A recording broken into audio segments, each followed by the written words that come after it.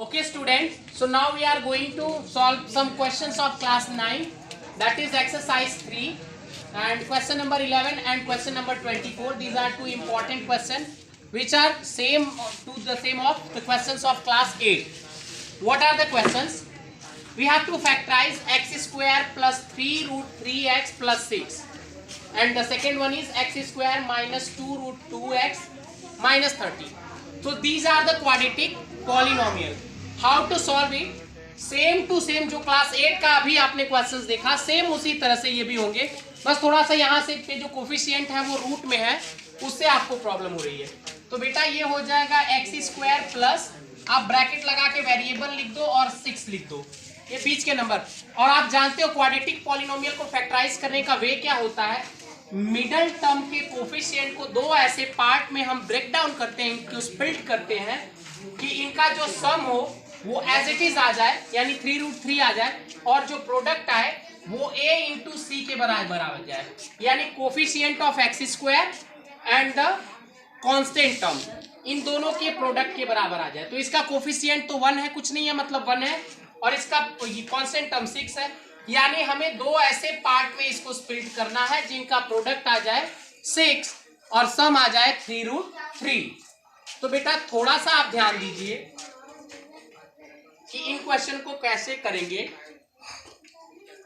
तो पहले तो आप 3 रूट 3 का मतलब समझिए. 3 रूट 3 मीन्स होता क्या है? 3 रूट 3 मीन्स 3 इंटू रूट 3, या एक और चीज आप कह सकते हो कि root 3 plus root 3 plus root 3, या आप चाहो तो एक और चीज कह सकते हो 2 रूट 3 प्लस रूट 3, क्योंकि ये जो रूट वाले नंबर्स होते हैं वो एज अ वेरिएबल वर्क करते हैं.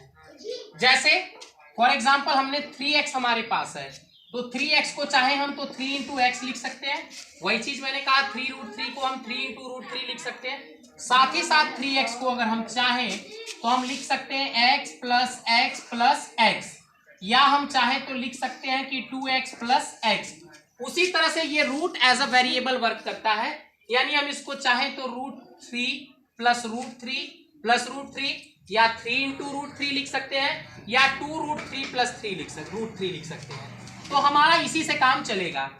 2 रूट 3 प्लस 3 का मतलब हो जाएगा 3 रूट 3, और आप जब 2 रूट 3 का मल्टीप्लाई रूट 3 से करोगे तो देखो क्या हो जाएगा, 2 रूट 3 इंटू रूट 3, तो ये दोनों रूट 3 मिलके बन जाएंगे 3, यानी कि हो जाएगा 2 इंटू 3, यानी कि प्रोडक्ट हो जाएगा 6.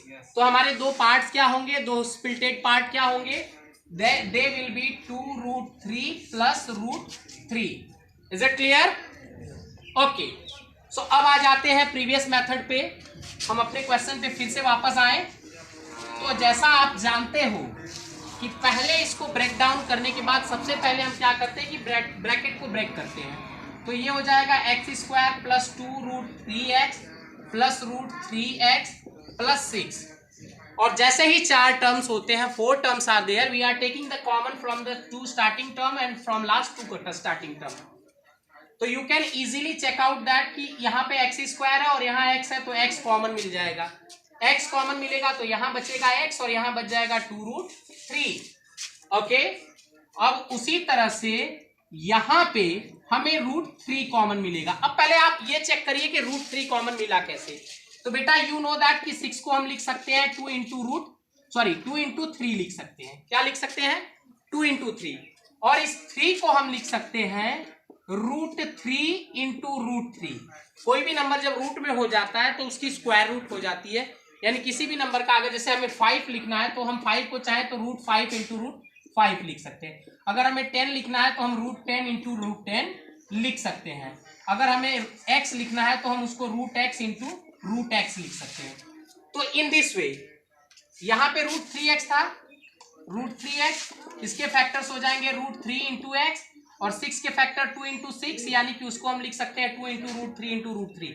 तो root 3 is the common in both, तो रूट 3 हो जाएगा कॉमन. रूट 3x में से क्या बचा? x बचा, और यहाँ पे क्या बच गया? 2 इंटू रूट 3, यानी 2 रूट 3 बच गया. क्या बच गया? 2 रूट 3 बच गया. तो ये कॉन्सेप्ट आपको आई होप क्लियर होना चाहिए.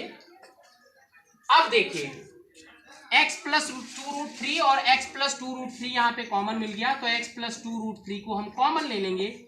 यहाँ बचा x और यहाँ बचा √3। These are the two factors of this given polynomial. Okay, I hope it is clear. अब आते हैं इस नेक्स्ट क्वेश्चन पे, तो ये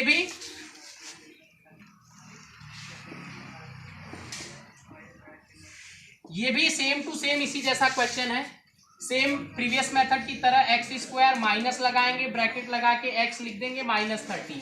अब आपको याद होगा जस्ट प्रीवियस क्वेश्चन में हमने पढ़ा कि मिडिल पार्ट या मिडल टर्म के का जो कोफिशिएंट है उसको दो ऐसे पार्ट्स में ब्रेक डाउन करना है कि जिनका सम 2√2 आ जाए और प्रोडक्ट आ जाए 30। प्रोडक्ट क्या आ जाए? -30 आ जाए। तो एक चीज मैंने आपको पहले भी बताई थी कि अगर हमारा कांस्टेंट टर्म नेगेटिव है तो एक चीज आपको याद रखनी है कि हमेशा मिडिल टर्म से बड़ा नंबर हम लेके और उसमें से कुछ माइनस करेंगे। उसमें से क्या करेंगे? माइनस करेंगे। फॉर एग्जाम्पल अगर हम 3√2 लेते हैं और उसमें से माइनस कर देते हैं √2 को, तो ये क्या बच जाएगा? 2√2 बच जाएगा। समझिए कैसे। अभी जस्ट प्रीवियस क्वेश्चन में मैंने बताया था कि 3√2 का मतलब क्या हो गया?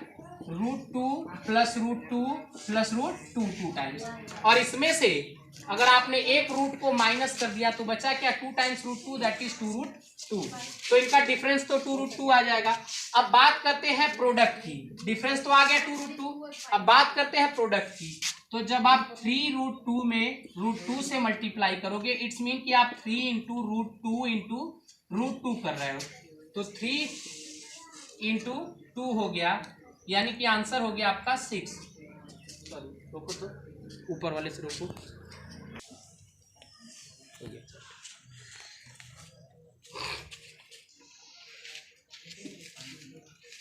सॉरी बेटा, थोड़ा सा प्रीवियस स्टेप में कुछ गलती हो गई थी क्योंकि मैंने ध्यान नहीं दिया। यहाँ पे जो कांस्टेंट टर्म है वो 30 है। तो हम क्या लेंगे यहाँ पे? 5√2 माइनस 3√2। समझिए इस कॉन्सेप्ट को। 5√2 का मतलब क्या हो गया? √2 प्लस √2 प्लस √2 प्लस √2 प्लस √2, यानी 5 टाइम्स √2। और उसमें से 3 टाइम्स √2 को अगर हम माइनस कर देंगे तो बचेगा क्या? 2 टाइम्स √2, यानी 2√2 बच जाएगा। तो सम तो 2√2 आ गया और प्रोडक्ट कितना आना चाहिए? 50 आना चाहिए, 30 आना चाहिए, सॉरी -30 आना चाहिए। तो जब इनको हम मल्टीप्लाई करेंगे तो 5 इंटू √2 इंटू -3 इंटू √2, ये हो गया। 5 इंटू -3 को एक साथ कर लेते हैं और दोनों √2 को एक साथ कर लेते हैं, तो ये क्या हो जाएगा? 5 इंटू -3 इंटू 2, ये √2 मिलके हो जाएगा 2। 5 3 जा 15, 15 2 जा 30, दैट इज -30। तो यानी दो पार्ट्स हमारे क्या होंगे बेटा? हमारे दोनों पार्ट्स जो होंगे वो क्या होंगे? 5√2 माइनस 3√2। ये दो इसके पार्ट होंगे मिडल टर्म के। मिडल टर्म के जो दो पार्ट होंगे,